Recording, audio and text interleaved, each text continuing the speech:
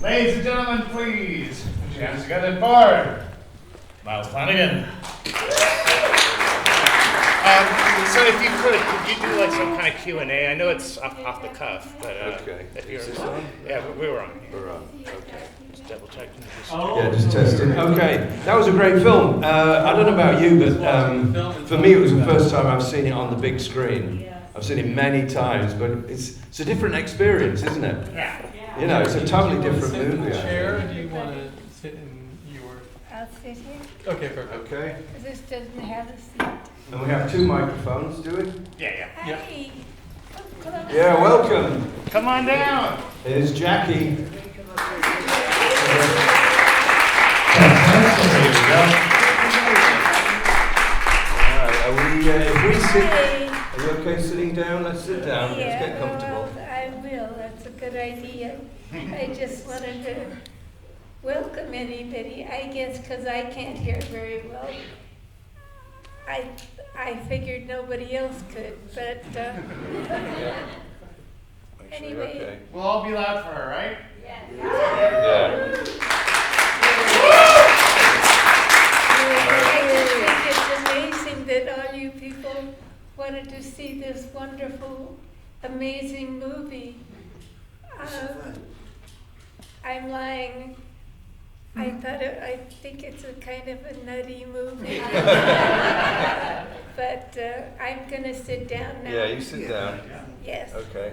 I have one knee that has ceased functioning, Oh. so I sit down funny. Ha ha ha. Okay. Well you're done. comfortable. Okay, great. Yeah. Okay, yeah, like I was saying, this is actually we were talking earlier, and it's you went to school at John Marshall High School. I did. Yeah, and I live just around the corner, so it's kind of cool that. It's a great coincidence, and it's a great school, but it's near Griffith Park in Los Angeles. So, is everybody here from Long Beach? No. Ah, All over. so you traveled far for a great moment. So I have to ask you, what was it like seeing this again after so many years? I know you said it's a nutty film, and it is. That's fine. Well, that's putting it nice. And what is it like? I kept thinking that different things happened at different times, but since we all did it in 2 days, the entire movie, should I tell you why? Yeah, go on. The reason we did it in 2 days is that Roger Corman was given the set where it was shot by his brother, who had rented the set but didn't finish it for 2 days. So he asked Roger if he wanted to use it, and Roger talked with the writer and said, yes, let's write this movie about, well, you know what it's about. Really, it was going to be a detective movie. But they called me in New York. I had just finished doing a run in something called the Billy Barnes Review, which was, in its day, very special. But they just called and asked me if I wanted to be in a movie. Are you kidding? That's all I wanted to do. Was this your first movie? It was. I think it was. Oh, wow.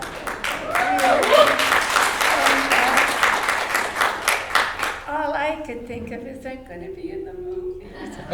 And the reason it had to be done in 2 days is because it was the day after we finished. It was New Year's Eve, and in 1960 is when residuals started for the Screen Actors Guild. So they had to finish it before they'd ever have to pay for reruns. So you just got paid once, and that was it? That was it. Oh my gosh. Well, the thing is, it's paid off in very funny ways. It had a following. Well, I guess it still does. You are representing the following. But there's more, I can promise you, from Facebook and things like that. But it has events that people come to, and can I tell you about one man who came to an event? Absolutely. I saw this man walking in great big orange pants with skeletons all over it. And I'm watching, and he's coming towards where I was sitting to talk to me. And I thought, oh my gosh, what am I going to say to him? So he got there, and I said, well, hello. Those are very unusual pants. And he leaned over very confidentially and said, there's not a lot of places I can wear these. So naturally, a little Shop of Horrors event gave his pants an outing. So how did Roger Corman get in touch with you? Did you ever find out? I mean, if you're doing this review and then they reach out to you, how did that happen? Well, I think because in the review, I had it's just basic part of how I was, or maybe am, but there was an innocent aura. And I think in Roger's mind, he must have seen the show and thought, she has this innocence. Well, I'm not that innocent. But it was the idea of acting. I mean, when I read the script, I thought, you have to play it absolutely real, like you believe it. Because if you try and be funny, then, I mean, it's already funny. So I think that both Jonathan and I played it seriously. And we got together one day before we started shooting to memorize the whole movie. And we worked with each other and helped us with the lines. And we actually went in knowing the movie, which is a good thing because we never stopped. So to shoot it so quickly, they had multiple cameras, didn't they? It was shot like a TV show. I think they did, yeah. Maybe 4. But so Roger was so ahead of everything. But he, it's all I could think of. I'm in a movie. I didn't think of what kind of movie. Who cared? But I knew when I went to the makeup man, I thought, this is a professional, and he knows how to make up people for movies. So I'm watching in the mirror, letting him do his thing, and I noticed my eyebrows were getting really larger than one would imagine. And so I said to him, have you done many women? And he said, oh no. I said, well, what do you do? He said, I do monsters. And I thought, that gives me permission to go into a little private room and rub back the eyebrow. Because I figured that set the tone for everything that was there. Something cheap and easy. And like me.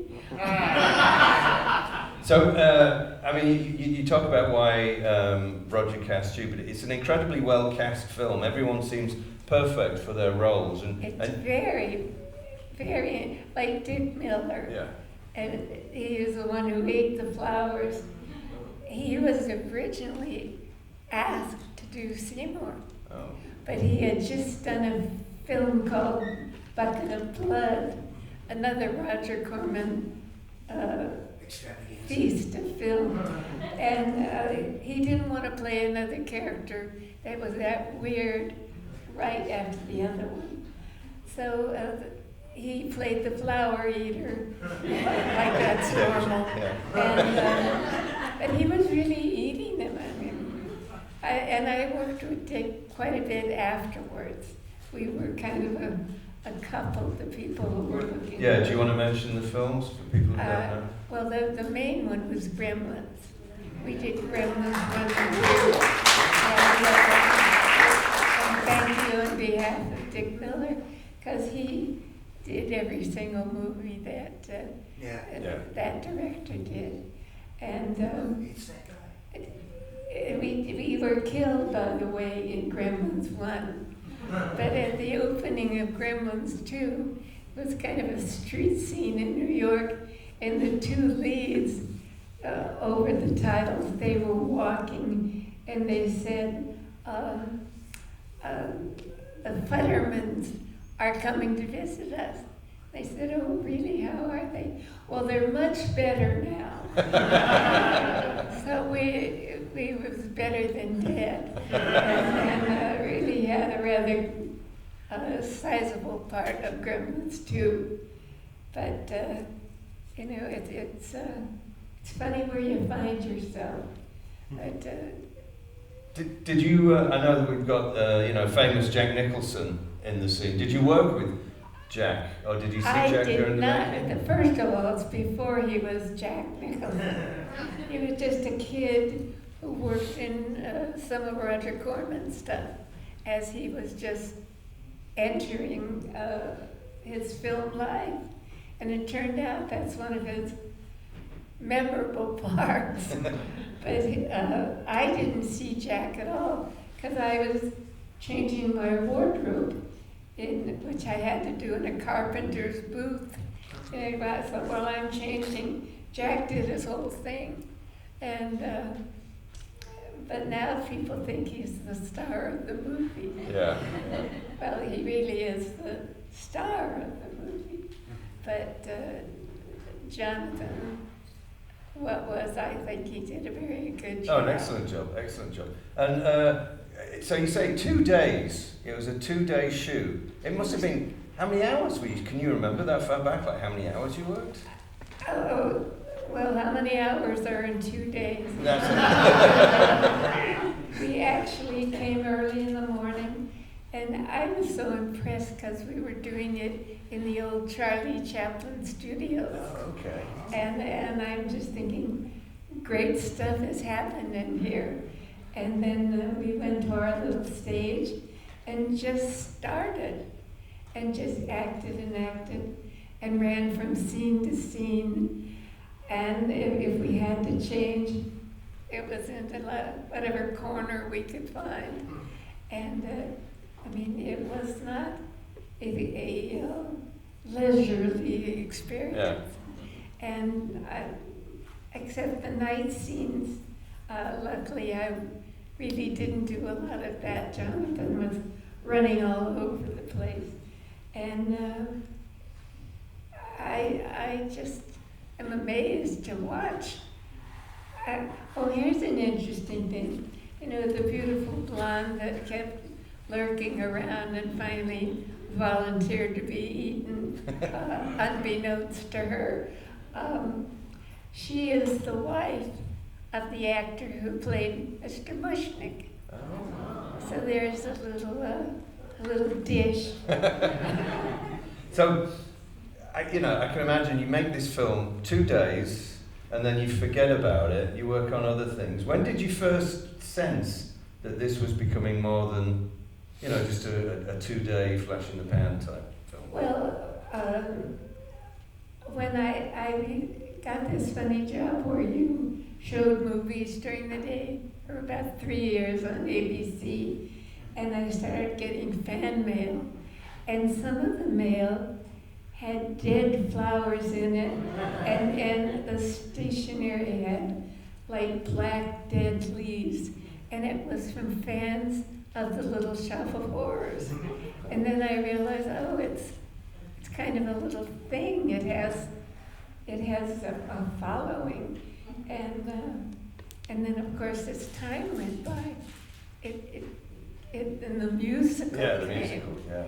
And Roger didn't tell us about the musical because he wanted to go and get all the publicity himself in New York, so he told them we all died. But we didn't. And we did go see the musical. I thought the musical was brilliant. And when they were going to film them, I'm talking about the theater musical, then they made a movie of it. And I had tried to contact the director and said, wouldn't it be fun to have some of the original cast? But he didn't think that was fun at all. So we didn't get to be in the movie. But meanwhile, the better thing was to be in the movie. Yeah, the one that started it all. I saw another thing I found amazing was, and it was one of my favourite cartoons, was you were the voice of someone very famous in a 2 cartoon series, wasn't it? Yeah, well, it was 2 versions of the Two same versions of the same series. thing. But it was called Josie and the Pussycats. And I'm a Pussycat fan. But it was a wonderful job. And then we went into outer space. And I played a drummer, played melody. And she was a silly, and she laughed at everything. And it was very much fun to do, especially with the other actors. We each had our own microphone and stood there and saw ourselves as these characters in the cartoon. In fact, they did the voices before they did the drawings. Yeah, and you were saying if you couldn't make it to one of those group recordings, you'd record. Oh, it's such a great job that if you were not available when all the group was, you could come in alone and just go in a booth and do your own lines. So it's one of the great jobs in show business was animation. And I was so lucky to get into Hanna-Barbera and be chosen for Josie and the Pussycats. Yeah, and it's well remembered, and then they did the feature film, didn't they? Did you go to them again? No. Learn your lesson. I figured I had the better part of it. Yeah. I still think the animation's best. But I keep thinking that everything's interesting. Forgive me.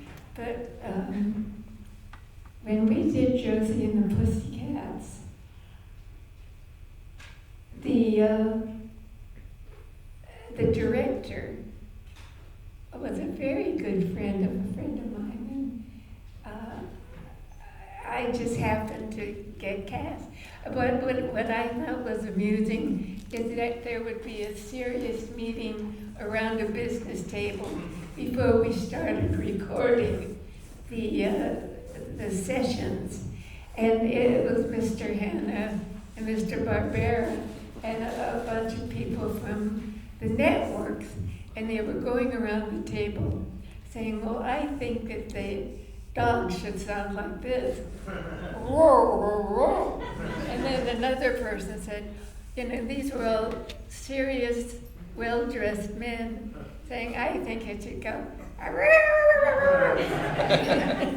And that was one of the most fun, just watching these guys decided on animal noises. So it's a serious business. Oh yeah. And you've had an incredibly long career, like doing almost like every famous sitcom that there's ever been. I remember, like F Troop and Dick Van Dyke Show. Oh yeah, I was very lucky. It didn't happen all at once. It's like you're out of work for a long time, and then you get a job, but when you look backwards and see them all together, it looks like you just kept going from show to show. But really, it was an interesting time in life, because when I was first married, I had this darling husband who I met in the Billy Barnes show. We were in the theater together, and we were engaged for about 3 years. And then I went overseas to London to travel with the Billy Barnes show. And then in London, they only allowed half the cast to be from America and had to cast the other cast in England.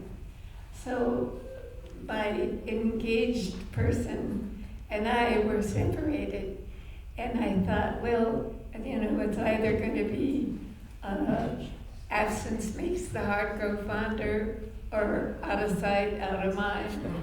And it turned out that he called and said, please come home and let's get married, which we did.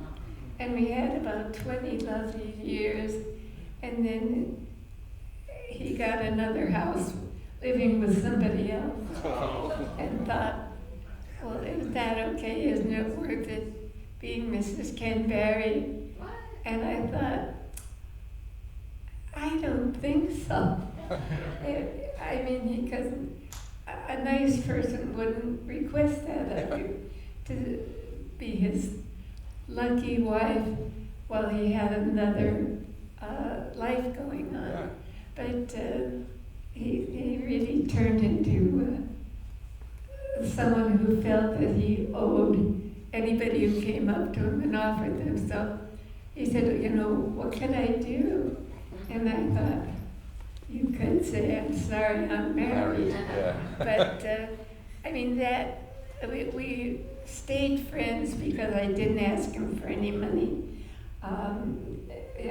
That means I was crazy at the time. But somehow we managed, because I thought for our children, we had to stay friends. And until he died, we were very close friends. And I always loved him, but in different ways. And I actually got married again when I was 70, which was pretty funny. And it was someone I had known from when I went to LA City College. And then we each went our own way. And we weren't intensely romantic. I was a very good girl. And but he called me after his wife had died, and felt that he wasn't meant to be alone. And I thought, because at the time, part of my activities were helping people who were either divorcing or had a death and was in mourning, and I became a specialist in dealing with people, because I was with a group of women who were previously married to very well-known people. In fact, it impressed Ken. He said, "Do you think I'm well-known enough for you to be in this group?" I said, "I guess so." But he thought if I was helping people, it was okay. I actually asked his permission. But because of working with these women who were formerly married, like to Leonard Nimoy and Gene Hackman, major stars, we would travel around the country. We found each other because Lynn Landon, who was married to Michael Landon, wanted to talk to other women who were recovering from divorce. But it was hard because you kept seeing your former husband on television or in magazines, or my saddest thing was we used to go on Tattletales, and you'd be in a little box, and I suddenly saw someone else in my little box, and that was the hardest part. It must be difficult. It must be difficult when you're so famous. There's no private life, is there? You can't get away from it. So we started using it to go and talk to people around the country who maybe were still under the covers but maybe would come out and see people who they thought we were going to dish about Hollywood people, but we really met in like junior colleges or in places where they would find support groups. So the people that came, we would say, get out from under the covers or put down your vacuum and come to this place where we're speaking. And a lot of people did.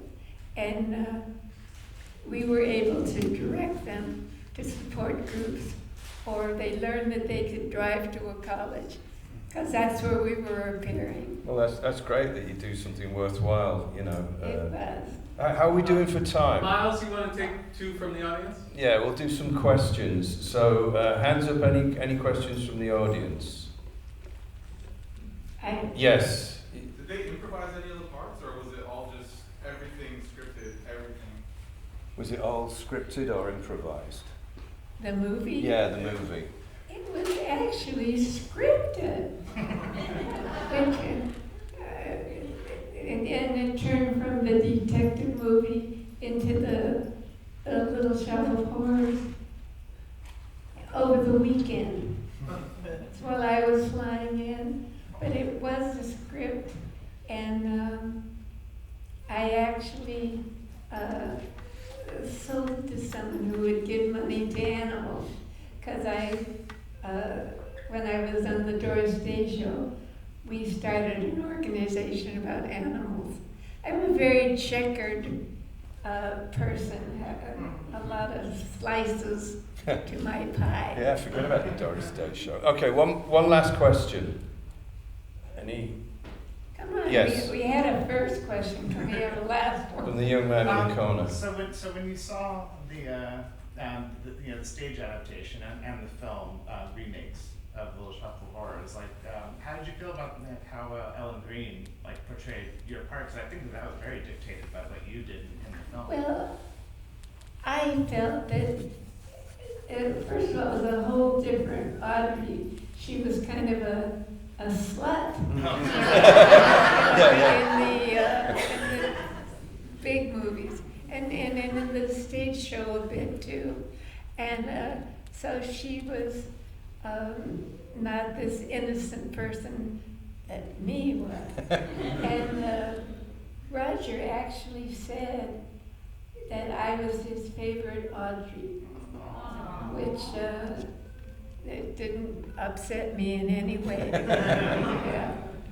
But I was kind of disappointed that they changed Audrey's basic persona. And also she got eaten by the plant, which I didn't. I don't know if that's good or bad. Okay, so we have to wrap it up, is that right? Yeah, we got to do it. Okay, Yeah, well, but if Jackie could come to the lobby, we have some posters for sale. Should we do If signings people up want to get their posters signed, we have a little station in the lobby. Jackie will hang out there for a few minutes, and Okay. thanks everybody. All right, well, thank you. And the great Jackie Soto.